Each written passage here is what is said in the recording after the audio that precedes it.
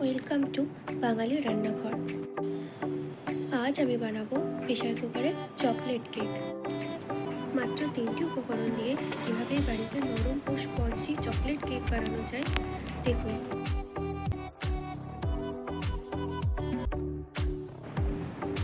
এখানে আমি 6 packet cream biscuit নিয়েছি। এই বিস্কুটগুলো হাতে করে একটু ভেঙে নেব। হাতে করে ভেঙে নিলে বিস্কুটটা গুঁড়ো করতে সুবিধা হয়।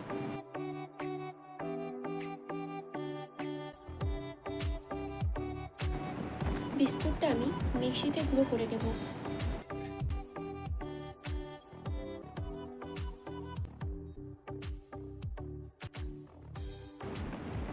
গুঁড়ো করা হয়ে গেছে। এবার এটা আমি একটা বাটিতে ঢেলে নেব।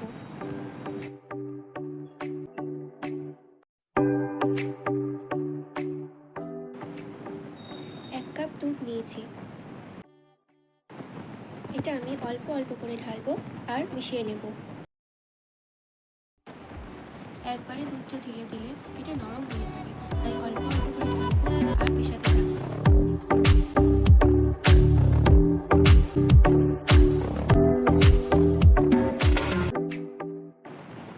এখানে আমার হাফ কাপ মতো দুধ লেগেছে।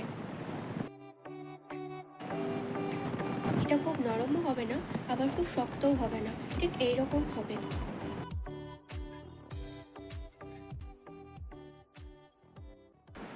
আমি 1 প্যাকেট ইনো নিয়েছি, এটা আমি অর্ধেকটা দিয়ে দেব।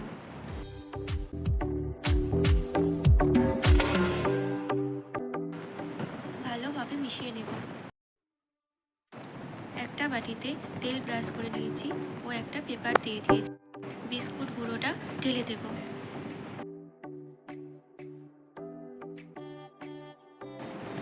আপনারা চাইলে অন্য কিছুতেও কেকটা বানাতে পারেন।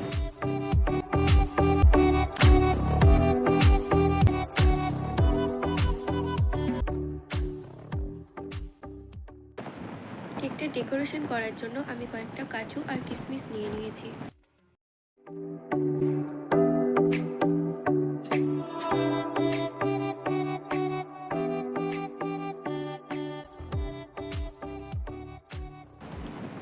আপনারা চাইলে অন্য কিছু দিয়েও ডেকোরেশন করতে পারেন। প্রেসার কুকারের ভেতরে একটা বাটি রাখবো। প্রেসার কুকারটা আমি হালকা গরম করে নিয়েছি। এর উপর কেকটা রেখে দেব। সিটিটা খুলে দেব।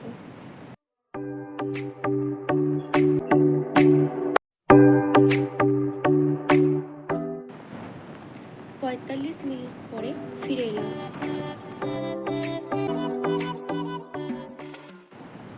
দেখুন কেকটা কত সুন্দর ফুলেছে। আমি একটা কাঠি নিয়েছি।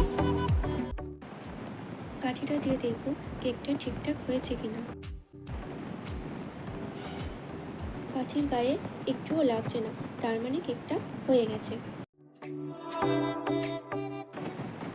এরপরে কেকটা নামিয়ে নেব। দেখুন কত সহজেই আমি প্রেসার কুকারে কেক বানিয়ে ফেললাম। আপনারা চাইলে এভাবে বাড়িতেই কেক বানাতে পারেন। কেকটা দেখতে কতটা সুন্দর হয়েছে।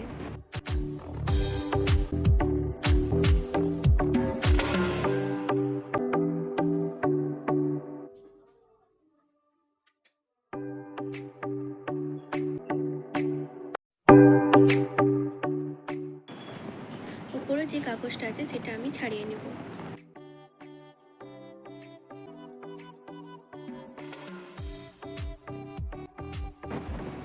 দেখুন কেকটা কতটা নরম ও স্পঞ্জি হয়েছে।